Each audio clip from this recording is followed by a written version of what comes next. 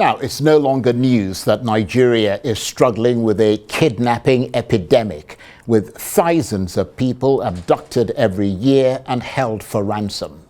In fact, so pervasive is this criminal enterprise that, according to one security report, more than 4,500 people have been kidnapped since President Tinubu took office in May last year. Sometimes there are several mass abductions in one day in the same part of the country, mostly the northwest region. Many are killed. The government's strategy doesn't seem to be working, and it looks as if no one cares. And each day, bandits take more people and demand a ransom. It's become an easy way, or perhaps the only way, to make money. But at the weekend, a bright spark in an otherwise dark world, as the government announced that nearly 300 school children abducted from the town of Kuriga in Kaduna State have been released. So, in a region that's dealing with overlapping waves of insecurity and violence, with bandits and jihadists in their midst, how did the authorities manage to get the kidnappers to take their guns away from the victims' heads? How did the government get a grip on this particular security issue? A lot of people have been spending a lot of time coming with permutations on how these children were released, what happened. For us in Kaduna, what is more important is the safe returns of our children. We're happy they're here with us. That is more important.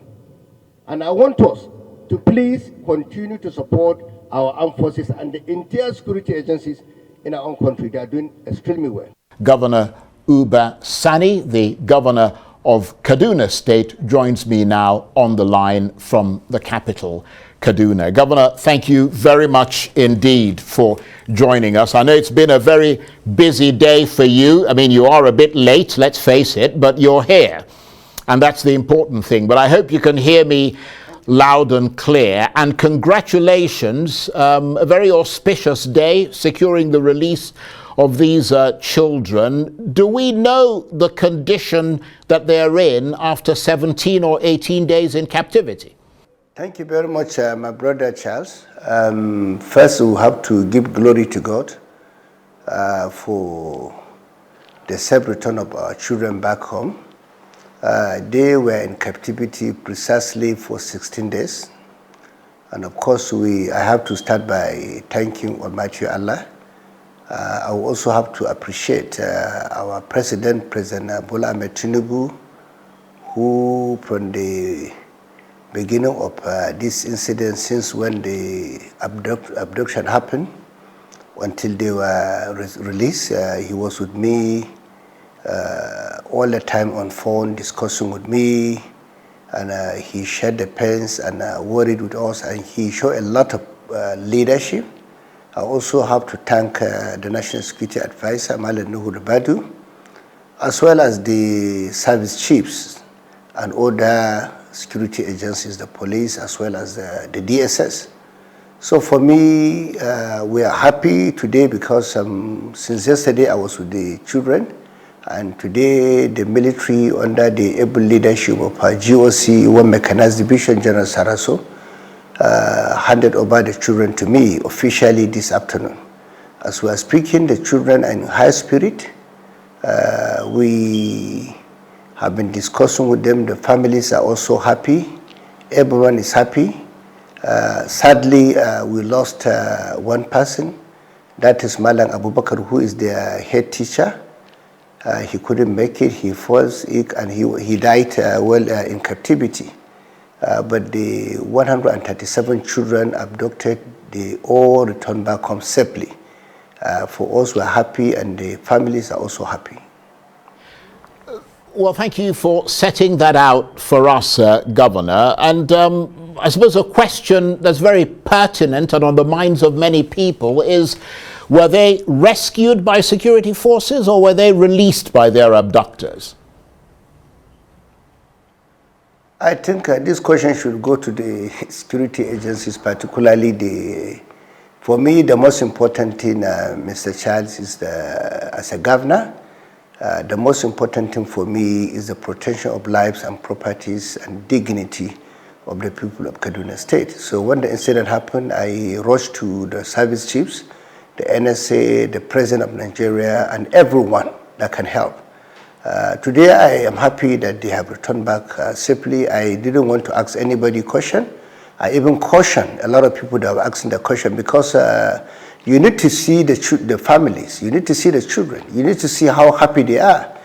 For me, that is more important. As a governor, honestly speaking, yesterday I was asking someone that asked me a similar question, that look, if my child is abducted, if he is released, I wouldn't bother anyone asking question how he is released. The most important thing is that he is back home safely. And these children, I must tell you, even after this interview, I will be with them. Even before the interview, why I'm late is because I've been with them. Most of them are really, all of them are really happy. They are really in high spirits. They are eager to go back home. But like I told them, we will not allow them to go home right now, because I have to ensure that they have social therapy. We have psychologists. We have doctors looking after them. We have to look after them. It's our responsibility. So I'm excited. I've been with them since yesterday. They are so happy. So that is the reason why even when they were released, I was very, very worried when a lot of people that were talking when they were in captivity. When they were released, I thought everyone should be happy, Mr. Charles. I was expecting everyone to be jubilating, like the parents. But unfortunately, a lot of people came with permutation. How were they released?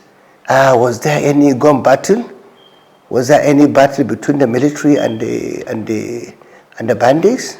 For us in Kaduna, what's more important, our children are back home. I didn't ask so much question because I was eager to receive them from the GOC, or Mechanized Division, who has been extremely very helpful to us. And I want to thank him again. Well, obviously, Nigerians share your excitement and your happiness, Governor. But also, as I'm sure you well know, a post-mortem is absolutely essential in order to learn lessons from this incident. And if there was a gun battle, that would have been a traumatic experience for the children who were released. That would form part of their therapy, and we would learn lessons from it, wouldn't we?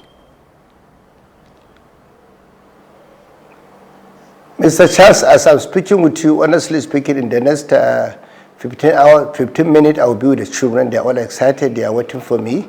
They will not be happy to hear me wasting time talking about whether there were a gun battle or anything when they are released. You need to see them. You will agree with me. They are extremely happy. And of course, as you ask me a question, I will also find out. Okay? So give me time to find out. Okay. But as far as I'm concerned, as of today, I know they were released, and of course I believe in our armed forces. They told me, and I believe it. No ransom was paid, so we should thank God. That was exactly the statement, and of course here for me, everybody has his own priority. What is my priority as a governor? Is to get my children back, and they're back. That is my priority for now. And I'm happy. I thank Almighty Allah. They're back. Yes, that's as we said, everybody shares in your happiness there. But you mentioned that they did not pay, or you did not pay a ransom to get them released. Do you know if anyone else paid a ransom if it wasn't you? Because I mean, the kidnappers had demanded nearly 700,000, the equivalent of nearly $700,000 US. Can I now correct it? Maybe you didn't hear my statement, Mr. Charles, or my speech. Today I sent a word of caution to conflict merchants and security merchants around the country. You know why some of us are not happy? Let me tell you the truth, Mr. Charles. When these children were abducted, people who have no idea about Kaduna, who have no idea about the community, who have no contact with the family, who have never made effort to ensure that these people are released, went to the media with very irresponsible, senseless numbers of 287. For me, that statement is the height of irresponsibility.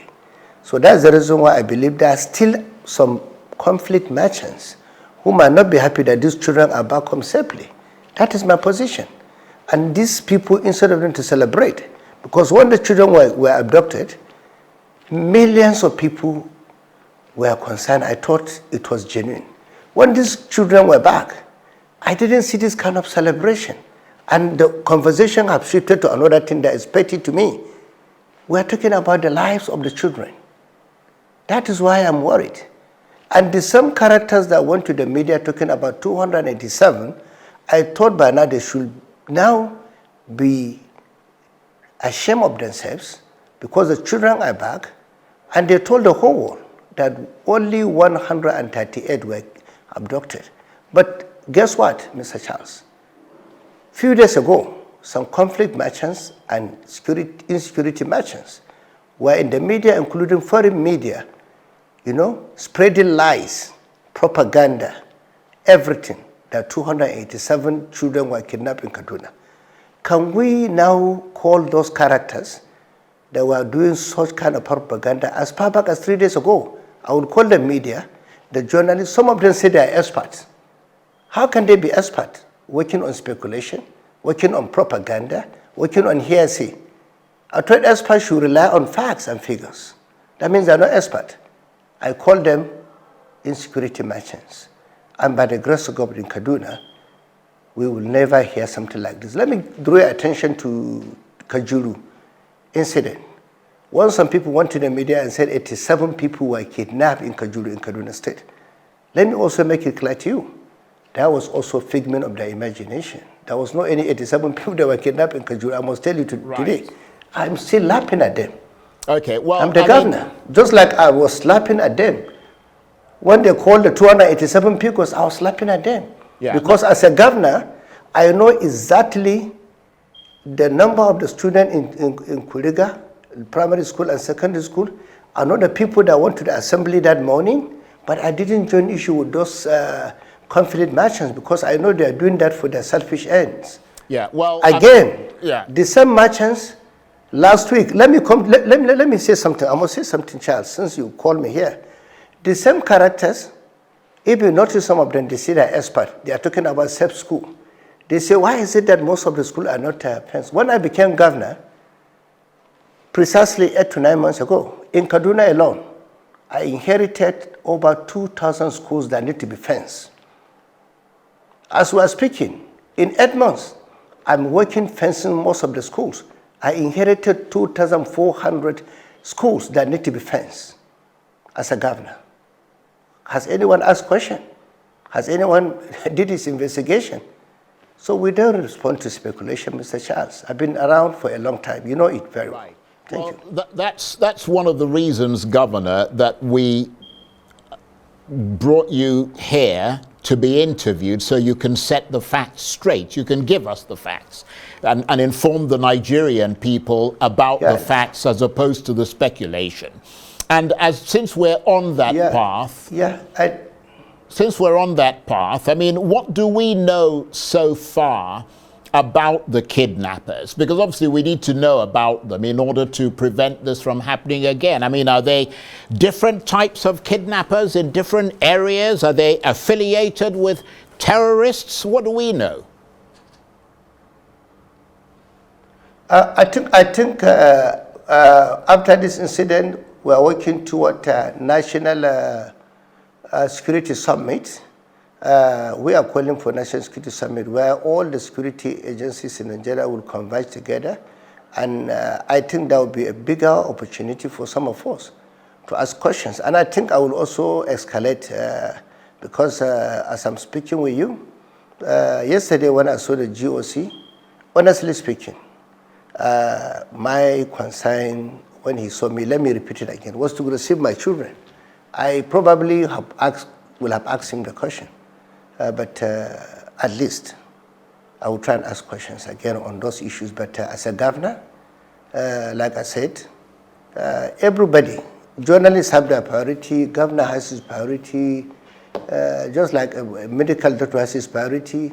So for me, honestly speaking, I trust our armed forces. I believe in our armed forces. I believe in our security agents, all of them, because when all this incident happened, a lot of military personnel have lost their lives in the last years. And even only a few days ago, we had military officers being killed in Delta State, police were killed in Delta State, and of course, military are killed in different states of Nigeria.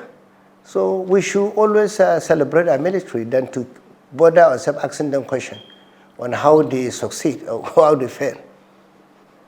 Okay, just very quickly, the question I was going to ask you, I know we've got to let you go. You're a busy man and we appreciate the time that you've given us. But given the economic situation in Nigeria, it's getting worse, crime is increasing, kidnapping very widespread. What would you advise people in your state to do if someone they love is kidnapped? What would your advice be to them? Like I said, let me answer this question. It's not a straightforward question. I don't think that has really come to my mind because in any case, what we're trying to do in essence is we're trying to deepen intelligence gathering and sharing. We have worked closely with our traditional rulers, community leaders, local government chairmen. So if anything happens, the first thing for them to do is to reach out to the relevant security agencies with immediate effect so that the government will take over and we'll see what we can do. So the problem is that maybe lack of communication. That is the reason why when someone is kidnapped, it takes a lot of time before the security get involved and the process gets so long. But in Kaduna today, you see how proactive we were, and these children came back home within 16 days, like you said. That should make you believe that we've done something. What did we do? It's just organizing the security agencies. People are surprised, and that's why they go into issue of ransom, kinetic, non-kinetic. No, it's coordination. It's been so determined. It's leadership. That is what is put together. But when a leader is not proactive, he is not determined. Look, like I told you, I was speaking with Mr. President 4 times a day. I visited the National Security Advisor dozens of times. I'm always with the National Security Advisor, always with the Director General of the SSS, always with the service chiefs, with everyone that needs to help. That's what I did as a governor. But as a governor, I have responsibility. When something happens, you must lead from the front. I must be in the front of any battle because for me, our people are the first. So that's how to be a leader. Be in the forefront, and that's what I did. And people saw what I did. That's why today our people are back. And by the grace of God, I can assure you, we will never ever experience something like that in Kaduna. That is the prayers. And God, by the grace of God, will answer our prayers, inshallah. Governor, I want to congratulate you once again on helping to facilitate and secure the release of those children, and Nigerians share in your happiness, and we thank you very much indeed for joining us this evening. Governor Agencies-Sani is the governor of Kaduna State, and he was speaking to me there from the capital, Kaduna.